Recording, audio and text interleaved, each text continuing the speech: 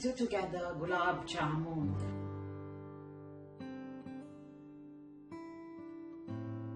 So let's have a look at the ingredients needed. I have here in this bowl half cup of the normal wheat flour and half cup of the milk powder. I have here quarter teaspoon of the baking powder, quarter teaspoon of the baking soda.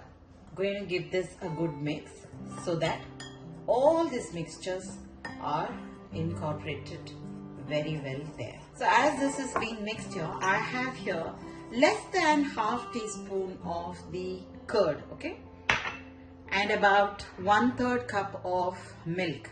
Now the milk is cold. I have taken less than 1 tablespoon of the ghee there. So now what I'm going to do is I have once mixed all this very well here. Let's use the hand. Then time to add in our curd, okay. After adding the curd, you have to mix well. Mixing is very important here, and every part of that curd should get along with the baking soda, baking powder, so which will enable the dough to make it soft, and the gulab jamun will be very nice in only then. Just don't add curd and just put the milk and knead it, okay? So always ensure that you do it like this.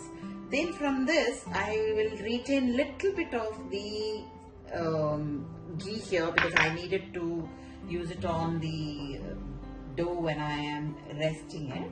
So now what I'm going to do is mix here as well. Now as you are doing this process here, you will notice there's already a kind of a moisture being formed here.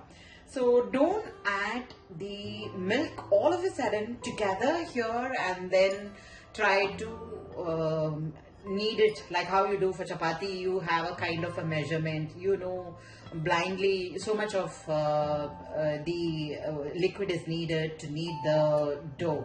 So don't do like that, because already we have here a little bit of moisture from all this ready here, and see how this like puttu podi, like, you know, the granule is already formed here. So now we are just mixing it so the butter also gets well into this flour very well. And then what we're going to do is slowly add in little by little cold milk. Cold milk is always better to make this, okay? I'm sure if you have made your gulab jamun ready to buy mix, they always say add the cold milk there. So I'm just keeping it here about this much milk. Now less or more depends on the dough what we are using, okay? So I have taken 1/3 cup, but I think I have not even used that much of the milk. I have left out with still so much milk. So use the milk as much as you need only, don't add too much. Now here I'm just going to take a little bit onto my hand here and then start to knead this well.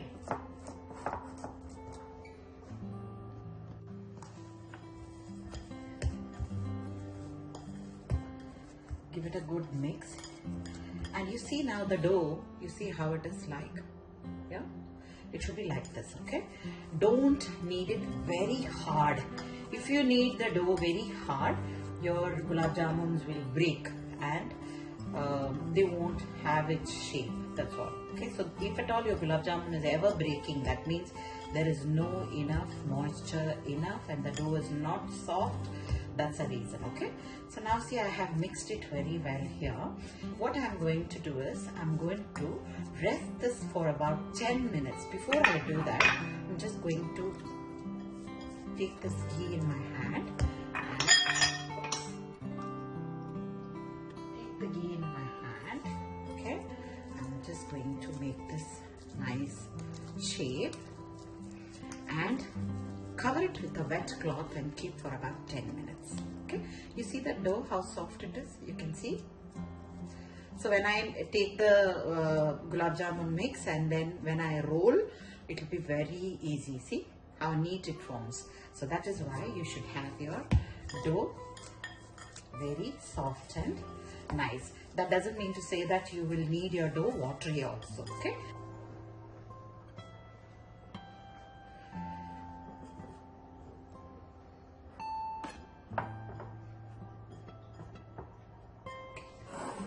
that rest for 10 minutes. Make the sugar syrup. I have taken same heap full of the sugar. That's half cup. If you have taken measuring cup, this is half cup I have taken. So I've used full heap of it. Then I'm going to add about 2 to 2.5 cups of water. 2.5 cups of water. Okay. Let it start to boil. In the meanwhile, here I have some saffron and about 5 pods of the cardamom. And the cardamom I'm not going to powder, I'm just going to pound so that they open up. Okay. As they open up, I'm just going to add in only the granules of it. I'm not going to powder it at all. Only the seeds. Just add the seeds. Remove the skin and leave it aside. And I'm going to add this also into the sugar syrup water. And allow it boil such time till you feel the sugar is little sticky like. The saffron as well. And the syrup is getting boiled very well. As it thickens little bit, I will off the flame. It's 10 minutes. I'm just going to move this aside. Just going to give it a good knead one more time. Okay. And then make a small ball of this. Okay.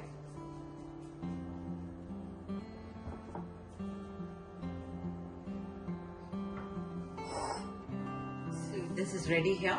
Now I have kept a kadai and the oil is getting hot. Oil is little hot. I'm going to add in the gulab jamun mix slowly so that it gets heat evenly.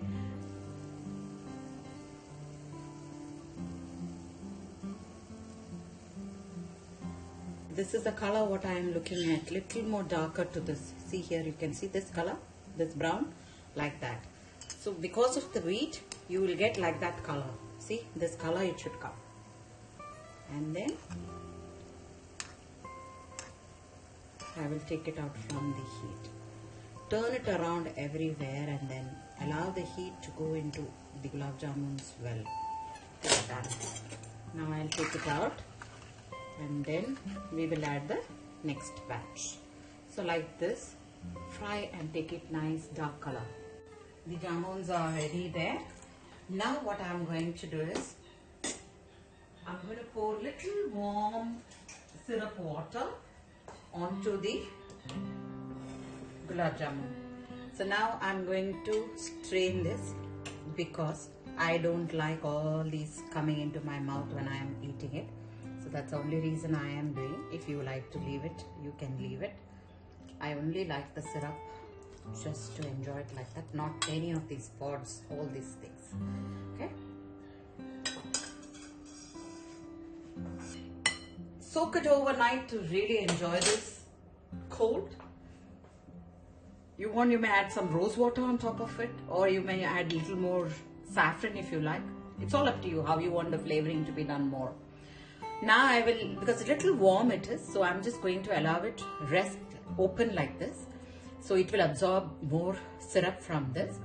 And after 4 hours, you can enjoy it. But I personally feel you should keep overnight and enjoy the gulab jamuns. They really taste really good. So this is how we have made the kala jamun. Enjoy this. Thank you for watching me here. Happy cooking and happy eating. Bye-bye. Take care.